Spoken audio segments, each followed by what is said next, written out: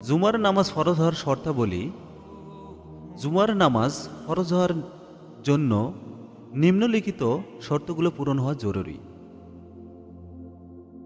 1 নম্বরে বলা হয়েছে মুসলিম হওয়া, 2 নম্বর বয়স্ক হওয়া, 3 নম্বর আকল থাকা, 4 নম্বর পুরুষ হওয়া, 5 নম্বর মুকিম হওয়া, 6 নম্বরে বলা হয়েছে শরীয়ত সম্মত অজর না থাকা। 1 নম্বর মুসলিম হওয়া। জুমার নামাজ কেবলমাত্র মুসলমানদের উপরেই ফরজ। 2 নম্বর বয়স্ক হওয়া, নাবালকদের উপর জুমার নামাজ ফরজ নয়। 3 নম্বরে বলা হয়েছে আকল থাকা,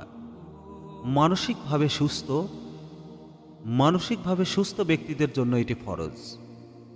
4 নম্বর পুরুষ হওয়া, মহিলাদের জন্য জুমার নামাজ ফরজ নয়, তবে তারা চাইলে আদায় করতে পারেন। 5 নম্বর মুকিম হওয়া, জুমার নামাজ মুসাফিরদের জন্য ফরজ নয়। 6 নম্বর শরীয়ত সম্মত অজর না থাকা, অসুস্থ বা অন্য কোনো বৈধ অজর থাকলে জুমার নামাজ